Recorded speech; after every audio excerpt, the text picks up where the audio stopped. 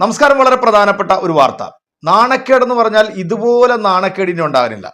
കാരണം ഈ മണിപ്പൂർ വിഷയത്തിൽ മലക്കം മറിഞ്ഞ് ചില സഭകൾ, ഓർത്തഡോക്സ് സഭയും യാക്കോബ സഭയൊക്കെ ഇപ്പം വാർത്തകൾ ഇപ്പം ഇങ്ങനെ കണ്ടുകൊണ്ടിരിക്കുകയാണല്ലോ എൻ്റെ പ്രിയപ്പെട്ട പ്രേക്ഷകർ. ഇത്രയധികം നിലപാടില്ലാത്ത അല്ലെങ്കിൽ സ്വന്തം സമുദായത്തിലെ ജനങ്ങളോട് യാതൊരുവിധ തരത്തിലെ പ്രതിബദ്ധതയുമില്ലാത്ത ഒരു സഭയായിട്ട് മാറിയിരിക്കുന്നു ഇപ്പം കേരളത്തിലെ ഈ ക്രൈസ്തവ സഭകൾ എന്ന് പറയേണ്ടി വരുന്നു. സത്യത്തിൽ പറയുമ്പോഴത്തേക്ക് വലിയ വിഷമം തോന്നുന്നുണ്ട്. കാരണം ഈ മണിപ്പൂർ വിഷയത്തിലൊക്കെ ഏറ്റവും കൂടുതൽ ചർച്ച ചെയ്തതും ഈ പറയുന്ന സഭയുടെ നേതാക്കന്മാരൊക്കെ തന്നെയായിരുന്നു. സ്വന്തം സമുദായത്തിൽപ്പെട്ട സ്ത്രീകളെ നഗ്നമാക്കി റോഡിലൂടെ നടത്തി മാനഭംഗപ്പെടുത്തി അവരുടെ അവയവങ്ങൾ മുറിച്ചെടുത്ത് വലിച്ചെറിഞ്ഞ് ഇത്രയും അധികം ക്രൂരത കാട്ടിയിട്ടും ഇവരൊക്കെ എന്താണ് ഇത്തരത്തിലുള്ള പ്രസ്താവനകളുമായിട്ട് വരുന്നതെന്ന് ചോദിച്ചു കഴിഞ്ഞാൽ, ജോർജ് കുര്യനെ പോലുള്ള ഒരു ക്രിസംഗിക്ക് ഏതോ ഒരു മന്ത്രിസ്ഥാനം വെച്ച് നീട്ടിയപ്പോഴത്തേക്ക് അതിനകത്ത് എല്ലാം തികഞ്ഞു എന്നാണ് ഇവരെല്ലാം വിചാരിച്ചിരിക്കുന്നത്. എന്തെങ്കിലും അപ്പക്കഷ്ണം കിട്ടിക്കഴിഞ്ഞാൽ അത് നക്കിക്കൊണ്ട് ആ സമുദായത്തെ മൊത്തത്തിൽ പറയിപ്പിക്കുന്ന തരത്തിലുള്ള ചില സഭാ നേതാക്കൾ ഉള്ളപ്പോഴത്തേക്ക് എന്താണല്ലേ പറയാൻ സാധിക്കുക. എന്തായാലും ഇപ്പം ഒന്നിനു പുറകെ ഒന്നായിട്ട് പല പല സഭാ അധ്യക്ഷന്മാരും സഭാ നേതാക്കന്മാരും ഇങ്ങനെ വന്നുകൊണ്ടിരിക്കുന്നുണ്ട്. മണിപ്പൂർ വിഷയം അത് രണ്ട് ഗോത്രങ്ങൾ തമ്മിലുള്ള ഒരു വിഷയമാണ്. അത് അവിടെ ക്രൈസ്തവർക്ക് നേരെ മറ്റുള്ളവരുണ്ടാക്കിയിട്ടുള്ള വിഷയങ്ങളല്ല. പക്ഷേ ഈ മണിപ്പൂര് 2 സീറ്റിലും അവിടെ വിജയിച്ചത് ഇന്ത്യ മുന്നണിയാണെന്നുള്ളത് നമ്മൾ ശ്രദ്ധിക്കേണ്ട ഒരു വിഷയമുണ്ട്. കാരണം ഇവിടുത്തെ ജനങ്ങളെ അത്രയധികം ഉപദ്രവിച്ച് കേരളത്തിൽ ഈ ഒരു വിഷയവുമായിട്ട് ബന്ധപ്പെട്ടിട്ട് ഏറ്റവും കൂടുതൽ പ്രശ്നങ്ങൾ ഉണ്ടാക്കിയിട്ടുള്ള പല സഭാ നേതാക്കന്മാരും ഒരു കേന്ദ്രമന്ത്രി സ്ഥാനം കിട്ടിയപ്പോഴത്തേക്ക് ഇങ്ങനെ മലക്കം അറിയണമെന്നുണ്ടെങ്കിൽ സത്യത്തിൽ ഇവരെയൊക്കെ നമ്മൾ എന്താണ് പറയേണ്ടത്, അല്ലെങ്കിൽ ഇവരെയൊക്കെ നമ്മൾ എന്താണ് വിളിക്കേണ്ടത്? ഇപ്പം മണിപ്പൂർ മാത്രം നമ്മൾ നോക്കണ്ട, രാജ്യത്തിന്റെ വിവിധ ഭാഗങ്ങളിൽ ക്രൈസ്തവർ നേരിട്ടിട്ടുള്ള പീഡനങ്ങൾ അല്ലെങ്കിൽ ക്രൈസ്തവർക്കെതിരെ ഉണ്ടായിട്ടുള്ള അക്രമങ്ങൾ, ഇതിനെതിരെ ഒന്നും ഒരു ചെറുവിരൽ അനക്കാനോ ഒന്ന് റോഡിൽ ഇറങ്ങി പ്രതിഷേധിക്കാനോ ഈ പറയുന്ന നേതാക്കന്മാരൊന്നും ഇല്ലായിരുന്നു. ഭയന്ന് ജീവിക്കുകയാണ് ഇവരെല്ലാം. ഇവർക്കൊക്കെ പേടിയാണ്, ഇവർക്കൊക്കെ ഭയമാണ്. NDA അധികാരത്തിൽ വന്നതിന് ശേഷം ഇനിയിപ്പം കേരളത്തിൽ 2 സഹമന്ത്രിമാരെ ലഭിച്ചിട്ടുണ്ട്. അപ്പോൾ ആ 2 സഹമന്ത്രിമാരെ കൊണ്ട് ഇനി ഇവിടുത്തെ ന്യൂനപക്ഷങ്ങൾ, അതായത് ക്രൈസ്തവർക്ക് നല്ല രീതിയിലുള്ള ഉന്നമനം ഉണ്ടാകും എന്നാണ് ഈ മൂഢന്മാർ വിചാരിച്ചിരിക്കുന്നതെങ്കിൽ നിങ്ങൾക്കുള്ള പണി പുറകെ വരാൻ പോകുന്നേ ഉള്ളൂ. നമുക്ക് ആ വീഡിയോ ഒന്ന് കണ്ടതിന് ശേഷം നമുക്ക് നമ്മുടെ വീഡിയോ റിയാക്ഷനിലേക്ക് വരാം. മണിപ്പൂർ വിഷയത്തിലെ നിലപാട് മാറ്റി ഓർത്തഡോക്സ് സഭ. മണിപ്പൂരിൽ ഉണ്ടായത് 2 ഗോത്രങ്ങൾ തമ്മിലുള്ള പ്രശ്നമെന്ന് ഓർത്തഡോക്സ് സഭ അധ്യക്ഷൻ ബസേലിയോസ് മാത്യൂസ് തൃതീയൻ ബാവ മാതൃഭൂമി ന്യൂസിനോട് പറഞ്ഞു. മണിപ്പൂരിലേത് ക്രൈസ്തവ കൂട്ടക്കൊല എന്ന് ആവർത്തിക്കുന്നതിന്റെ ഇടയ്ക്കാണ് തിരഞ്ഞെടുപ്പിന് പിന്നാലെയുള്ള സഭയുടെ നിലപാട് മാറ്റം. ഓർത്തഡോക്സ് സഭയുടെ പരമാധ്യക്ഷൻ ഇപ്പോൾ മാതൃഭൂമി ന്യൂസിനൊപ്പം ചേരുകയാണ്. തിരുമേനി, ഒരു രാജ്യത്ത് വീണ്ടും മോദി സർക്കാർ അധികാരത്തെത്തിയിരിക്കുന്നത്, എങ്ങനെയാണ് ഓർത്തഡോക്സ് സഭ നോക്കി കാണുന്നത്?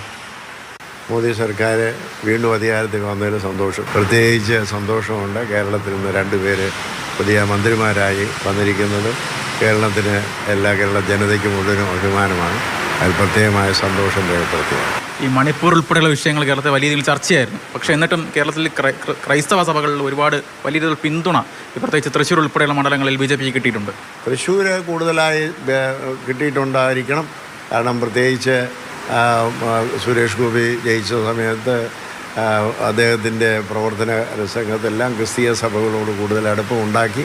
ഒരു പക്ഷേങ്കിൽ ക്രിസ്തീയ സഭകൾക്ക് അതിലുള്ള താല്പര്യമുണ്ടായി. മാത്രമല്ല അതൊരു ഗോത്രവർഗത്തിൻ്റെ തമ്മിലുള്ള അടിയായിട്ട് ചിത്രീകരിക്കാനും അത് മനസ്സിലാക്കാനും സാധിച്ചു. അപ്പോൾ അവിടെ ഉണ്ടായ നാശനഷ്ടങ്ങൾ കൂടുതൽ ക്രൈസ്തവരുള്ളതായ ഭാഗത്ത് അവിടെയുള്ള പള്ളികൾ ആക്രമിക്കപ്പെട്ടു. അത് സ്വാഭാവികമായിട്ടും ഗോത്രങ്ങൾ തമ്മിലുള്ളതാകുമ്പോൾ ഓരോ ഗോത്രം അതിൻ്റേത് എന്തെല്ലാം ഉണ്ടോ മറ്റേത് നശിപ്പിക്കുക എന്നുള്ളതാണ്. ഒരു പക്ഷെങ്കിൽ മറ്റേ ഗോത്രത്തിലുള്ളതായിരിക്കുന്ന ടെമ്പിൾസോ ഒക്കെ നശിപ്പിച്ച് കാണും എന്ന് നമ്മൾ വിചാരിക്കുകയാണ്. അതുകൊണ്ട് അതിനെക്കുറിച്ച് വലിയ ആശങ്കപ്പെടേണ്ട കാര്യമില്ലെന്നുള്ളതാണ് ക്രൈസ്തവ മുഴുവനും മനസ്സിലാക്കുന്നത്. ഈ തൃശ്ശൂർ ഒരു തുടക്കമായിരിക്കും കൂടുതൽ മണ്ഡലങ്ങളിലേക്ക്? അത് BJP ആണ് പറയേണ്ടത്, ഞാനല്ല പറയേണ്ടത്. തൃശ്ശൂർ തുടക്കമാകുമോ അതോ തൃശ്ശൂർ, കാരണം അതാണ് ഞാൻ പറഞ്ഞത്. ഒരു കാലത്ത് തിരുവനന്തപുരത്ത് BJPക്ക് ഒരു നിയമസഭാ സീറ്റ് കിട്ടി. അടുത്ത തിരഞ്ഞെടുപ്പ് വന്നപ്പോൾ ആ നിയമസഭാ സീറ്റ് പോയി. ഇതുവരെയും ഒരു ലോക്സഭാ മണ്ഡലം കിട്ടിയില്ല. ഇത് ആദ്യമായിട്ട് ഇത് കിട്ടി. അടുത്ത പ്രാവശ്യം ഇതുണ്ടാവുമോ ഇല്ലയോ എന്ന് നമുക്കറിയില്ല. ഈ കേരളത്തിലേക്ക് വന്നാൽ LDF ഭരണമുന്നണി, പക്ഷേ അവർ വിചാരിക്കുന്നതിനപ്പുറം ഒരു തകർച്ച നേരിടേണ്ടി വന്നു. വലിയ രീതിയിലുള്ള ഒരു ഭരണവിരുദ്ധ വികാരം കേരളത്തിലാകെ ഉണ്ടെന്ന് തോന്നുന്നുണ്ടോ? കേരളത്തിൽ അങ്ങനെ ഒരു ഭരണവിരുദ്ധ വികാരം ഉണ്ടെന്ന് ഞാൻ വിശ്വസിക്കുന്നില്ല. കാരണം ഭരണവിരുദ്ധ വികാരമായിരുന്നെങ്കിൽ ആ ഒരു സീറ്റ് പോലും കിട്ടാൻ പാടില്ലായിരുന്നല്ലോ എന്നുള്ളതാണ് എൻ്റെ വീക്ഷണം. ഈ തെരഞ്ഞെടുപ്പിന് മുൻപ് സർക്കാർ യാക്കോബായ് സഭയുമായി ബന്ധപ്പെട്ട വലിയ രീതിയിലുള്ള പ്രത്യേകിച്ച് ചർച്ച് ബില്ലുമായി ബന്ധപ്പെട്ടൊക്കെ വലിയ രീതിയിൽ അവർക്കൊപ്പം നിൽക്കുന്ന നിലപാടുകൾ പലതും എടുത്തിട്ടുണ്ടായിരുന്നു. അതിനെതിരെ ഓർത്തഡോക്സ് സഭ നേരത്തെ രംഗത്ത് വന്നിട്ടുണ്ടായിരുന്നു. പക്ഷേ ചാലക്കുടി ഉൾപ്പെടെയുള്ള മണ്ഡലങ്ങളിൽ LDF വലിയ രീതിയിൽ തിരിച്ചടിയാണ് നേരിട്ടിരിക്കുന്നത്.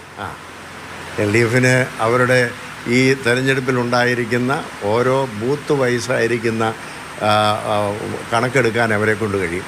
അതിൻ്റെ അടിസ്ഥാനത്തിൽ എന്ത് തീരുമാനമെടുക്കണമെന്ന് അവർക്ക് ചിന്തിക്കാൻ കഴിയും. ഞങ്ങൾ അവരോട് പറഞ്ഞു കൊടുക്കേണ്ട ആവശ്യമില്ല. അവർ ഭരണതന്ത്രജ്ഞന്മാരാണ്, അവർക്കത് ചെയ്യാം. സഭ ഉറ്റുനോക്കിക്കൊണ്ടിരിക്കുകയാണ്.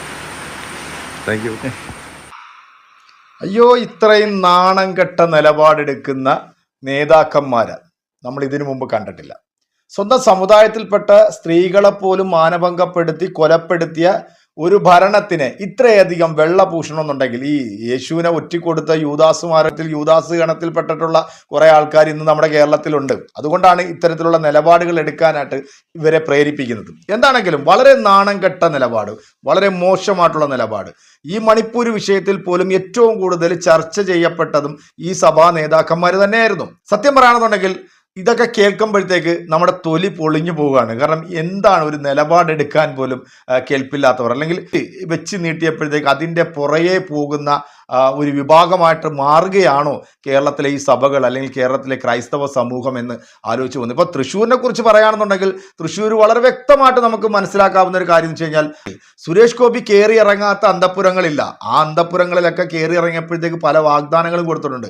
വാഗ്ദാനങ്ങളിൽ വീണു പോകുന്ന ഒരു വിഭാഗമായിട്ട് മാറിപ്പോകുന്നതിൽ കഷ്ടം എന്നല്ലാതെ നമുക്ക് വേറെ ഒന്നും പറയാൻ സാധ്യമല്ല. എന്താണെങ്കിലും ഇനി വരാൻ പോകുന്ന 5 വർഷം അതെന്തായിരിക്കും, അല്ലെങ്കിൽ ഇവിടുത്തെ ന്യൂനപക്ഷങ്ങളോട് എടുക്കുന്ന നിലപാടുകൾ എന്തായിരിക്കും എന്നുള്ളതിനെ കുറിച്ചിട്ട് നമുക്ക് വരും ദിവസങ്ങളിൽ തന്നെ കണ്ടറിയാൻ സാധിക്കും. എന്താണെങ്കിലും ഈ നിലപാടുകളോടൊന്നും നമുക്ക് യോജിക്കാനായിട്ട് സാധിക്കത്തില്ല. പ്രിയപ്പെട്ട പ്രേക്ഷകരെ, നിങ്ങളുടെ വിലയേറെ അഭിപ്രായങ്ങളും കമന്റുകളും നമ്മുടെ കമന്റ് ബോക്സിൽ അറിയിക്കുക. മറ്റൊരു വീഡിയോ ആയിട്ട് കാണാം.